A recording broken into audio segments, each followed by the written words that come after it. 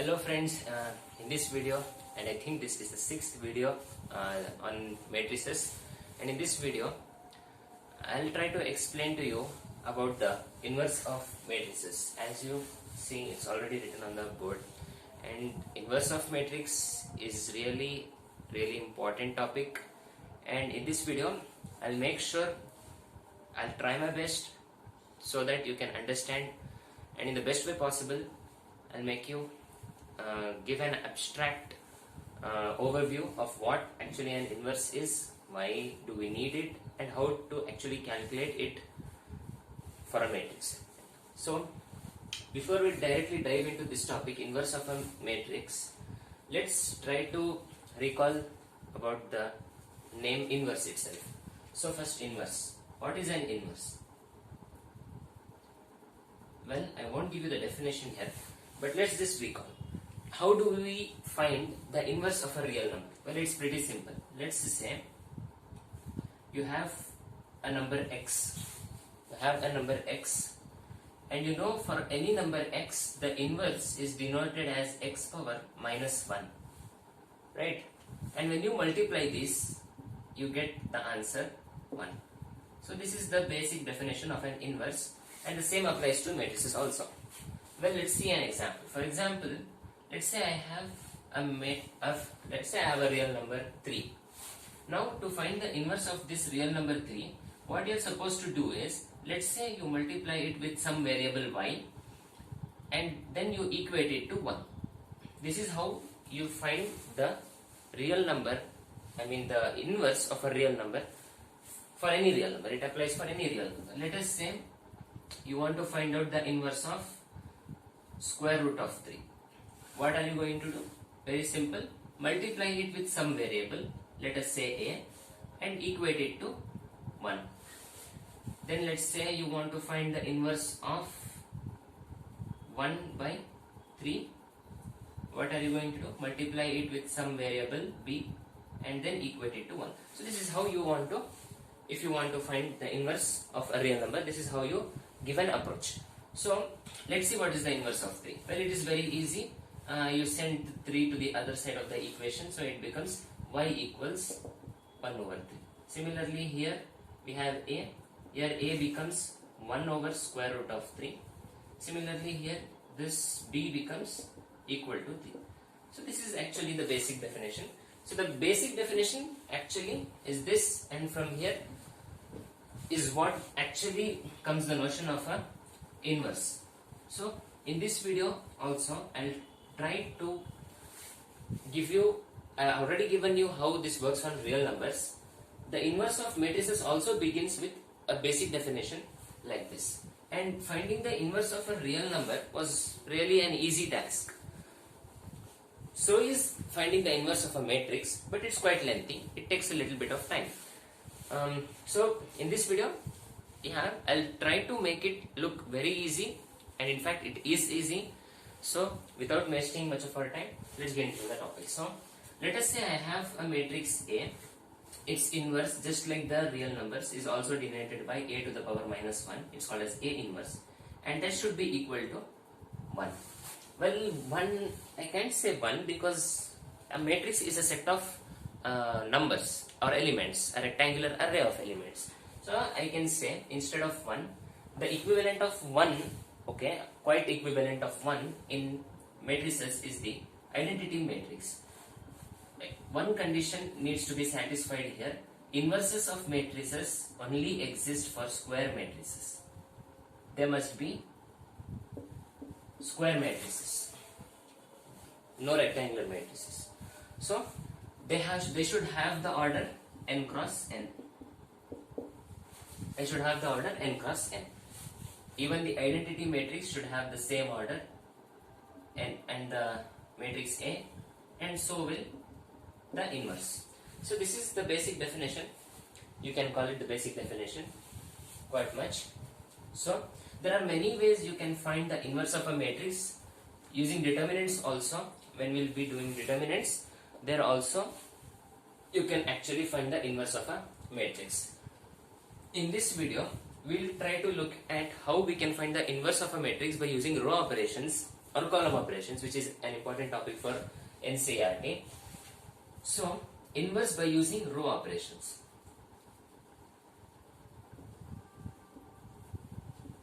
Inverse, finding an inverse by using row operations.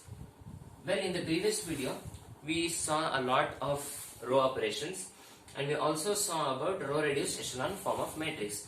So row reduced echelon form of matrix is the one whose concept we'll be using to find the inverse of a matrix. So it's very simple. Let's go ahead taking examples. There are many methods, as I told you. In this we'll be taking the row operation method, and in that we have the famous Gauss-Jordan method. Gauss-Jordan method. So we will try using that. So this will work on everything, so you don't have to work.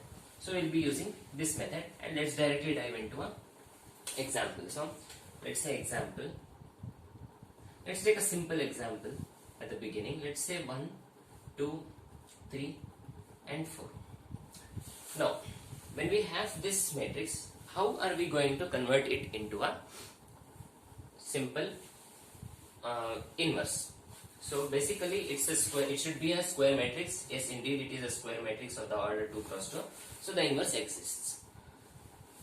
Still we can't say the inverse exists, but let's take a look at over here.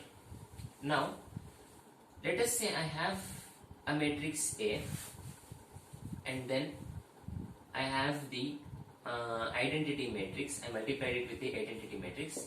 This should still give me the same matrix A, right? So now let me say that I applied some row operations over here on this entire set, and so did on the other side. I applied these row operations in such a way that the A matrix gets converted into the inverse. Okay, the A matrix gets converted into its inverse. So it was seen, and actually this is a topic of relations and functions, so you don't have to care too much about this. This actually is the same as A times the row operation applied on the identity matrix, and that equal to row operation applied on the A matrix. It's like just bringing this A out, but it's not as simple as that, but in this case it works. So as I told you, I have created this row operation. This row is, think that this row is a set of row operations or column operations. It is a set of row operations or column operations. So we have this. So I applied this set of row operations in such a way that it converts the given matrix A into the identity matrix. Fine. Let's repeat that. I have applied this in such a way that the matrix A will get converted into the identity matrix. So when row of A, the function row is applied on the matrix A, this gives me the identity matrix. And it was seen, or it has been actually proved also, but it's not necessary for us, that when that same row operation has been applied on the identity matrix, we get the inverse of the matrix. So this is how this formula actually came, I believe, derived or proved. So I just gave you a glimpse of that before moving on, of a glimpse of how we are going to approach it. So we saw we have to apply row operations on the matrix A, and simultaneously the same row operations also needs to be applied on the identity matrix, and after that the identity matrix gets converted into the inverse matrix. So that is the plot, I guess. So keeping that in mind, let's take up the example. So now we have this example here. Now in Gauss-Jordan method, you augment this matrix with the identity matrix so that it becomes easy, just like this. See, you write down the matrix as it is, 1, 2, 3, 4. You augment this matrix, it's called as augmentation. Augment this matrix with the identity matrix. See, here you write down the matrix A, then here you write down the identity matrix. Fine. From here starts the Gauss-Jordan method. So this is the basic. So now what are you going to do on this? Now we'll start applying row operations on this matrix. I'll start applying row operations, a set of row operations. Now we'll begin doing that. So I'll apply set of row operations on this matrix in such a way that this gets converted into the identity matrix, which means in this place of 1, 2, 3, 4, I'll get 1, 0, 0, 1. In such a way, I'll apply those row operations. The same set of row operations I'll apply on this matrix also. What will happen? What we saw already, row operations. If, let me get this right, so if row of A is equal to identity matrix, if row of A is equal to the identity matrix, then row of the identity matrix should be equal to A inverse. So we have this. So I have to apply the same operations on identity matrix, and this will give me the A inverse. So basically I'll apply a set of row operations on this also, and the same set I'll apply on this, and then on the right hand side at the end I'll get the inverse of matrix. So that was just a glimpse. Now as we go on doing it, it will be more clearer. So let's keep this with us. So it's not a matter of fact, it won't disturb us. So here we have, now this is a simple matrix, and this will be an example I'll be doing here. This video will just be an introduction, and I've got a few good problems. I hope I'll be bringing that up in the next videos. So I have this now. Let us see. Now I have to apply row operations in such a way that it has to get converted into an identity matrix. Now first, in order to do that for any matrix, I'll give you a hint. See, it's not a hint, it's actually quite obvious. You have to do this. I mean, if you have a matrix, let us say 1, 0, 3, 4, 5, 8, 9, 10. 3.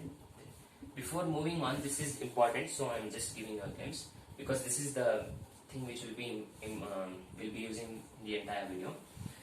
So we have this matrix here. Now our goal is to apply some row operations in such a way that this gets converted into the identity matrix of the order 3 cross 3. How? Which is this. See? Sorry, 0, 0, and 1. So I need to convert it into this. See, this is your aim. This is the objective.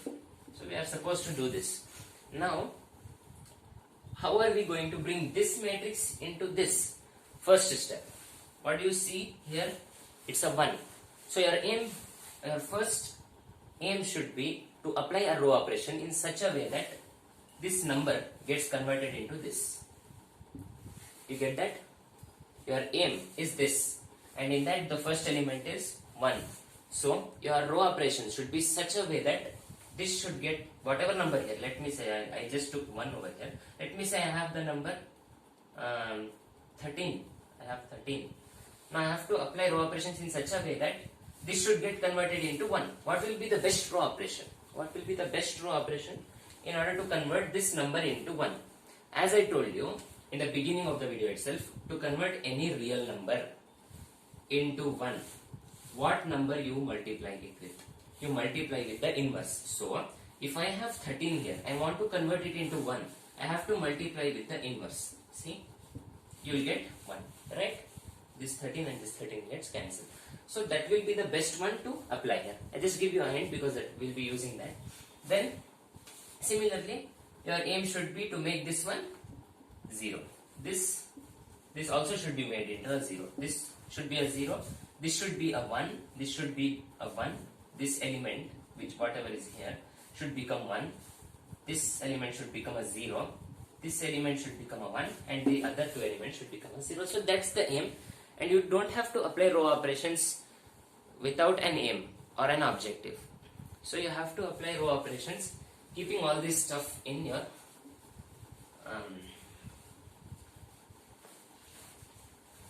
So now, without giving much of an ado, let's get into the topic or the example directly.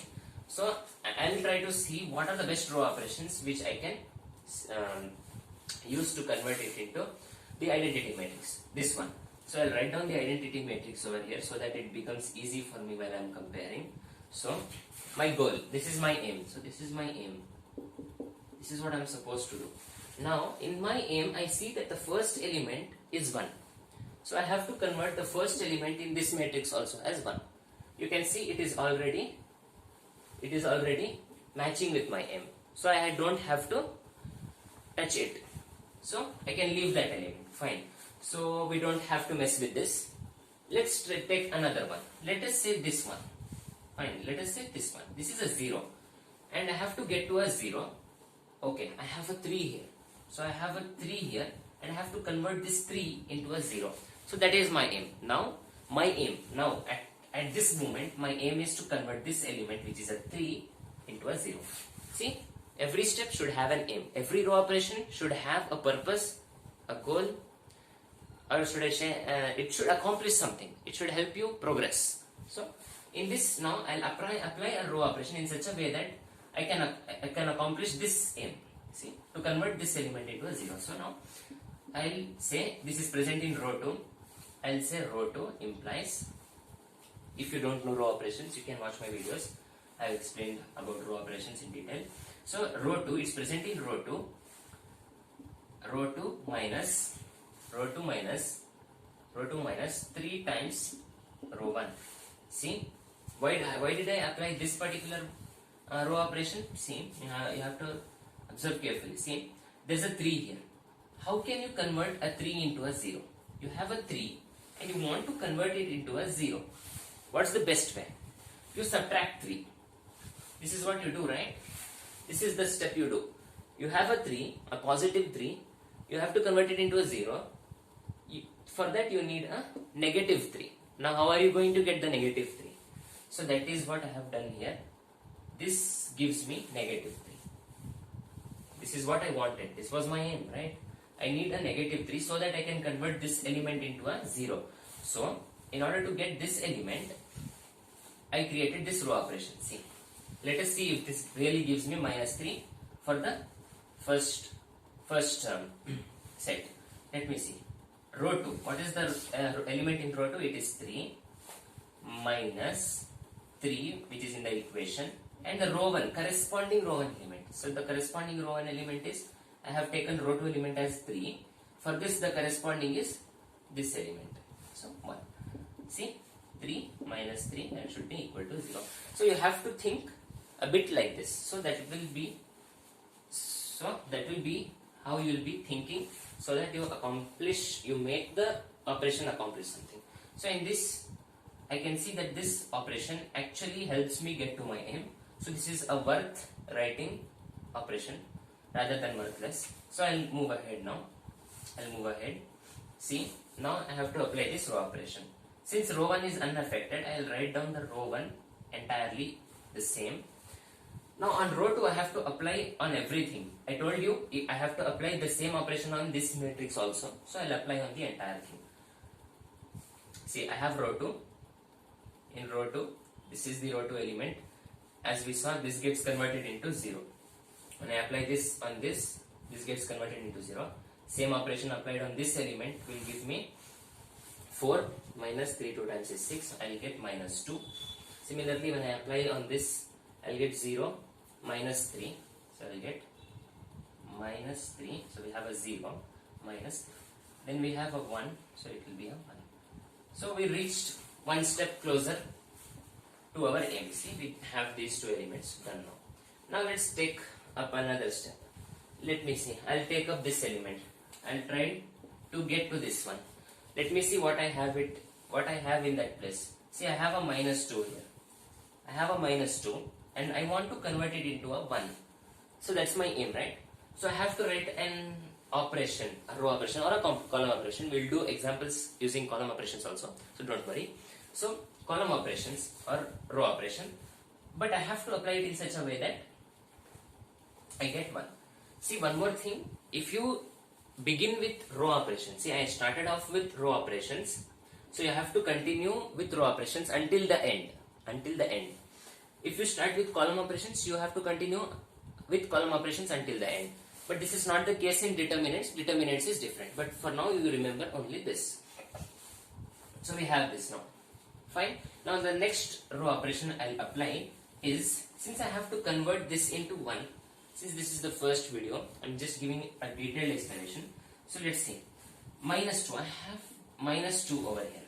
What is the best way to convert this into 1?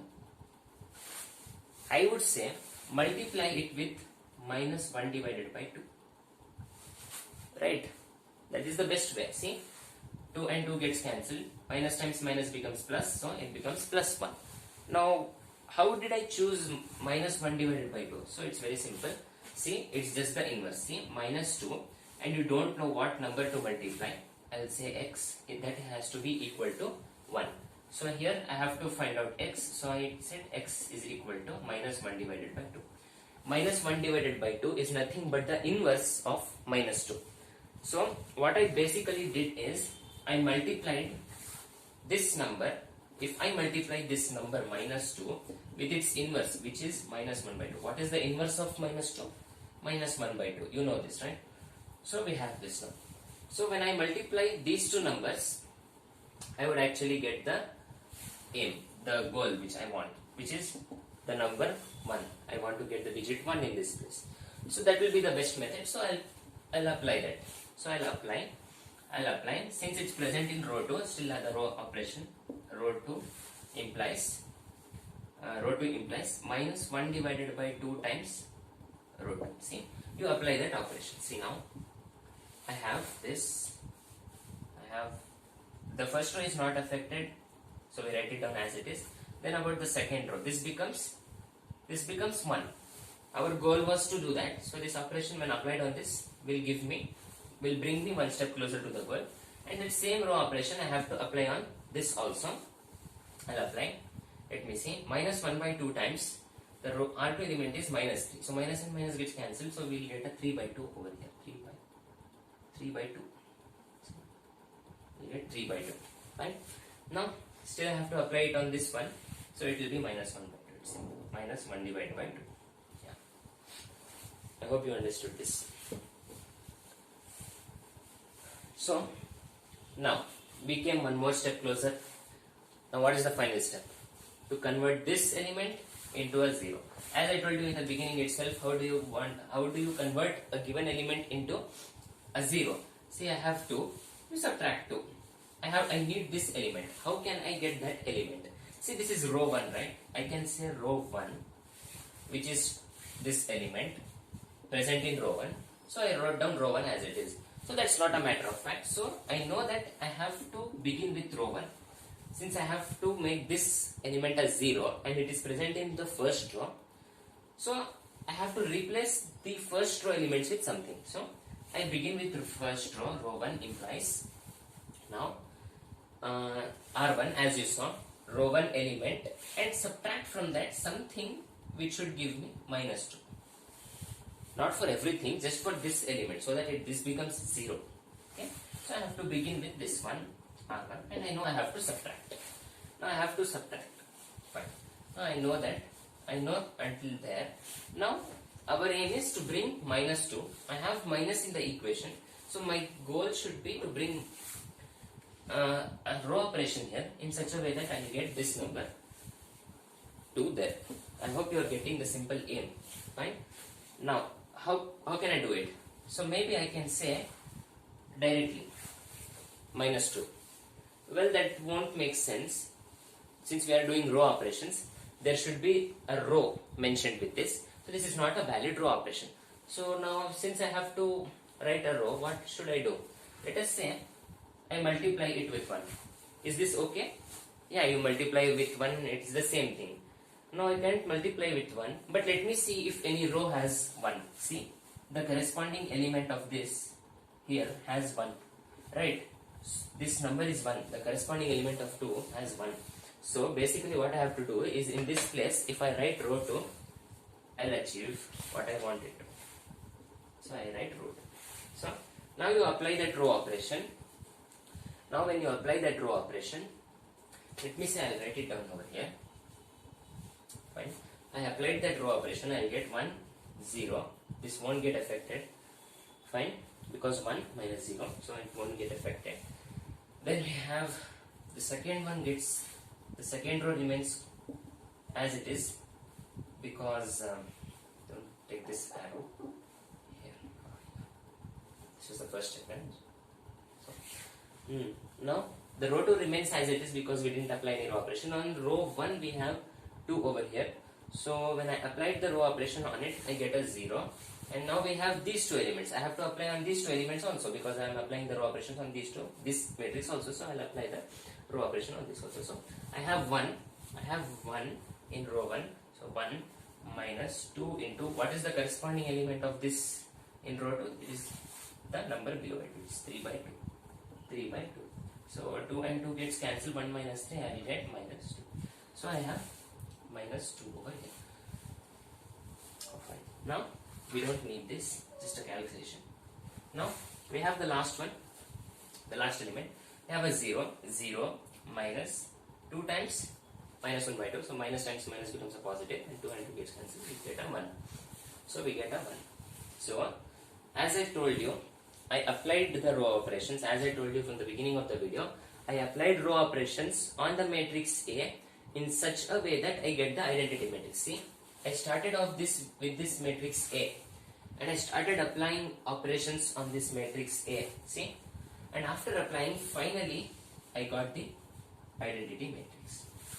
And not only that, I applied the same operations on the identity matrix also. Same row operation applying on the identity matrix also. See, you apply, I applied, and according to that, if I apply the same row operations on identity matrix, I claimed that I would get the A inverse, and indeed this here is the inverse of A.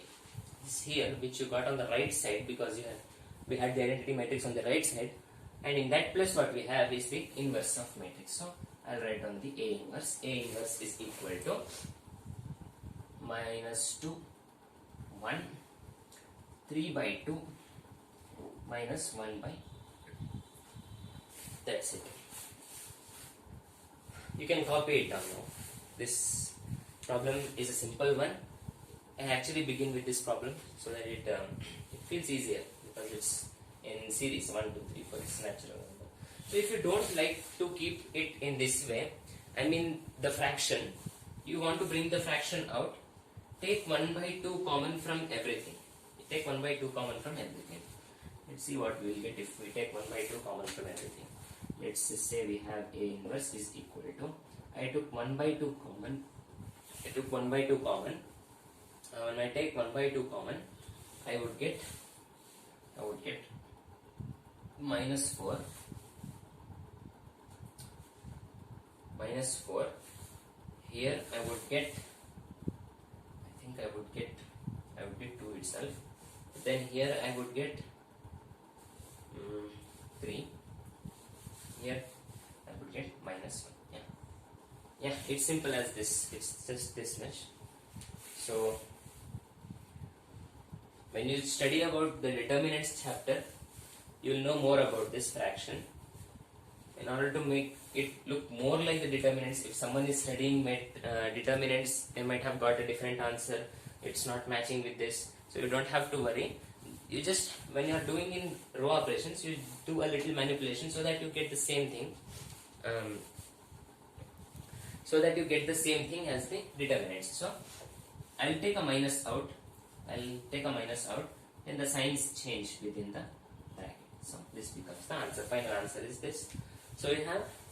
So when you are doing determinant for a 2 by 2 matrix, it's very easy. You actually exchange these numbers. You change the sign of these numbers. That is for when we will be seeing the determinants chapter. But for now, it's this much. You can copy it down if you want to.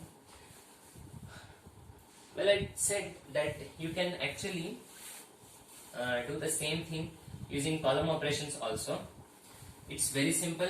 If you don't believe me, well, I'll do it then for you. I'll do it now using column operations.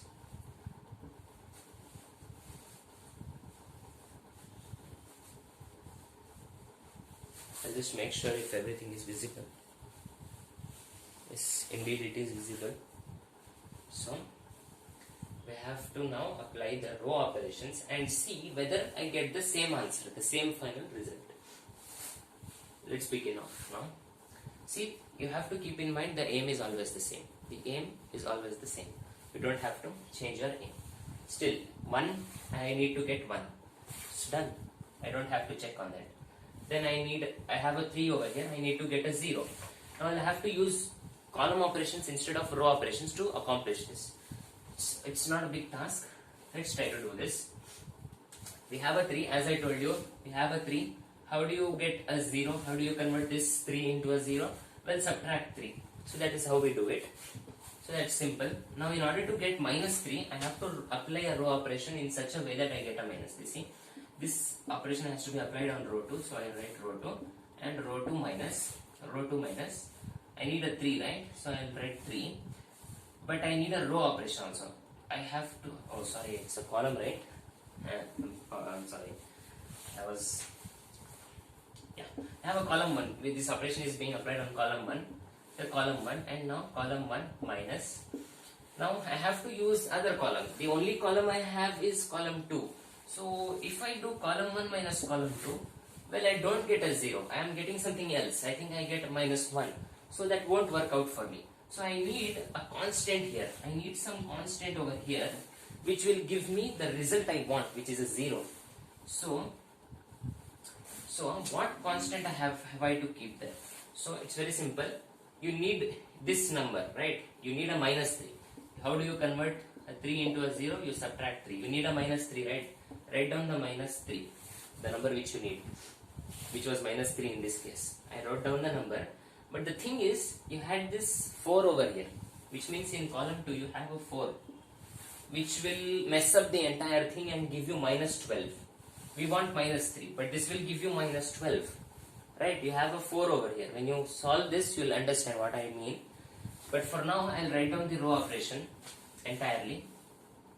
So, I will write divided by 4 so that the 4 and 4 gets cancelled when we are applying the operation.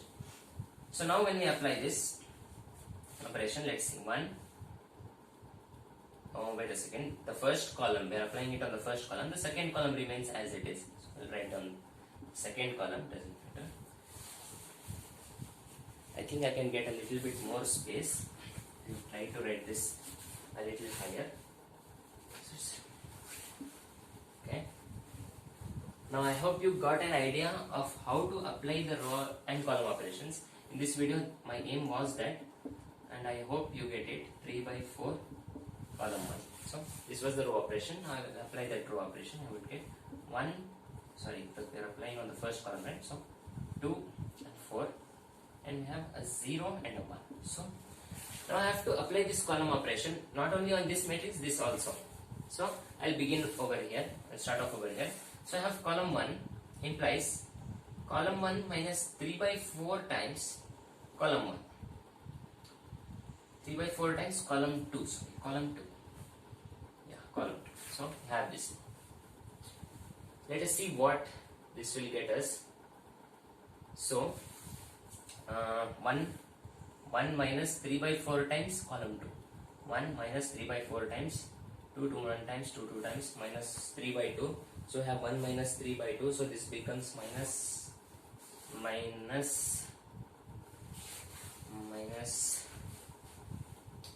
we have a 2 over here, 2.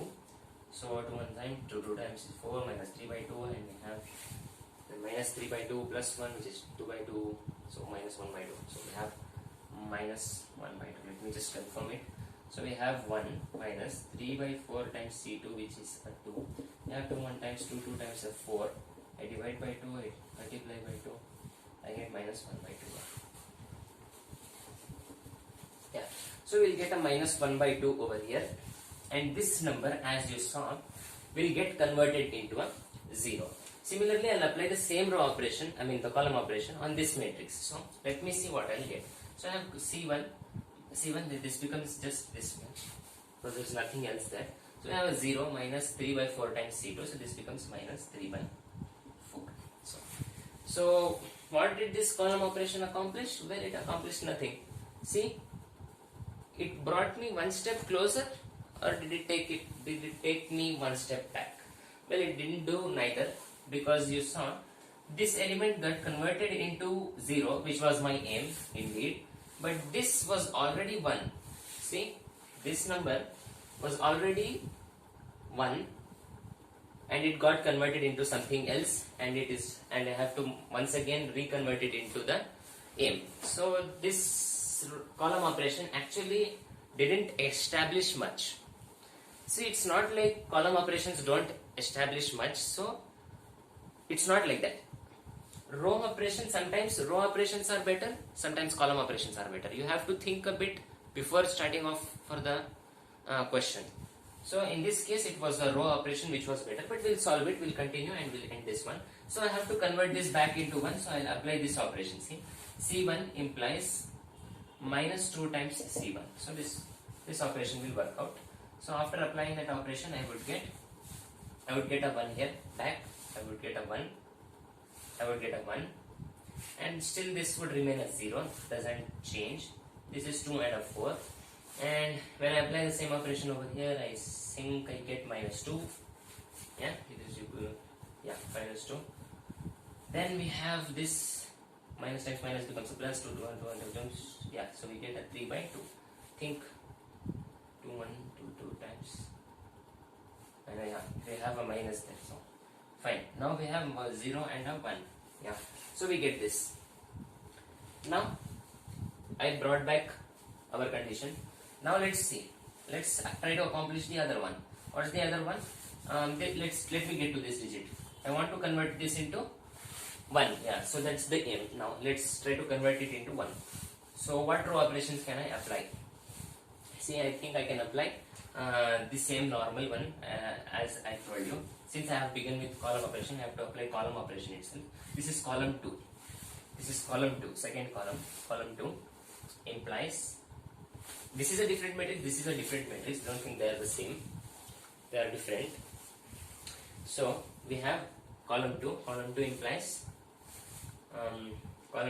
I need to convert this into a 1, right? So I will divide by 4. So 1 by 4 times column 2. So I apply this. I would get 1 and a 0 as it is. We divide by 2. So this becomes 1 by 2, I think. 2 divided by 4. 2 times 2, 2 times is 4. This becomes 1. Now this over here remains the same because it is column 1. 3 by 2. Then we have column 2 implies 1 by 4 times column 2. So this won't change actually because it's a 0. And then the last one becomes 1 divided by 4. So here we go. We have this. And just make sure that the video is running every time so that I don't have to take the effort once again. Fine. Now we have approached this and it's really at a good condition. Now let's see. Now let's go ahead and reach the last step of our conversion, which is to convert this element over here into a 0. That's my aim. So I'll apply that now. I'll apply the operation in such a way that it gets converted into a 0. I need a minus half, so I'll see it's in column 2 first of all. I'll begin with column 2. Column 2 implies column 2 minus column 2, which is 1 by 2 minus, I need 1 by 2. I'll write 1 by 2 times, what should I write? I think column 1. Yeah. Try to apply this and let's see if it's 0. I have column 2, 1 by 2 minus 1 by 2 times column 1, which is a 1, and indeed it will be a 0. So that will be the last row operation hopefully. So 1 0, let me see if other things don't get affected. Column 2 1 minus, other things won't get affected, so don't worry, don't have to worry. So this becomes, so we got the identity matrix and we are almost on the verge of finishing. So the last one the last one is minus 2. I have to apply it on the second column, right? So minus 2 I'll keep as it is, minus 2 and 3 by 2 because it's column 1. Now on column 2, 0 minus 1 by 2 times column 1. So we have a 0 minus 1 by 2 times column 1. Column 1 corresponding element is minus 2 itself. So 2 and 2 gets cancelled. So minus times minus is a plus. So this becomes a 1. Fine. Now the second element. So we have column 2, we have 1 by 4 minus, I think it will become 3 by 4. 1 by 4 minus 3 by 4, it becomes 1 by 4 minus 3 by 4. I think it becomes a negative half. So it becomes minus 1 by 2. So we have this. So finally we arrived, and let's see, write down the inverse, which is this part. So this becomes minus 2, 1, 3 by 2, minus 1 by 2. So here we go, we have this now. Now as usual, try to bring minus half outside. That's what I have done over here, right? I'll try to bring minus half outside. Let us see. I thought I could write this number. Yeah, I'll write it down over here. And let me see if that is visible. Okay. It is minus half times 4 minus 2 minus 3 and 1. So this was the answer we had got. Just for reference I have kept it there. Just, yeah, it's visible. Now I'll erase this so that I get a little space so that I can solve the last step. So I have A inverse is equal to, as I told you, I'll bring minus half outside. I'll bring minus half outside from here. I'll get minus 4. Minus half out from there. Minus half out from there. So this will become, I think this will become plus 4. Sorry. So I'll bring a minus half out from there. So this means I'll get a minus 2. Here minus half means I'll get minus 3. Here minus half becomes 1. So we got this answer. Just make sure if it is correct. 4, 4. Yeah, it is correct. So that's what I was saying. No matter you do it with row operations or column operations, the final answer you'll always end up with this. So you'll always end up with this, the original answer, whatever it's supposed to be. So this is it. But note an important point. Maybe you will note it. It's an important point I don't have in space. So the important point is, if you start off with a row operation, complete finding the inverse in row operations itself.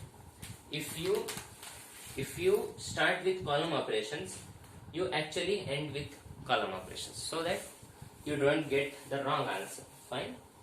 So this was about the inverse of matrices. This was a simple introduction video so that you can get an idea of how to achieve your aim actually.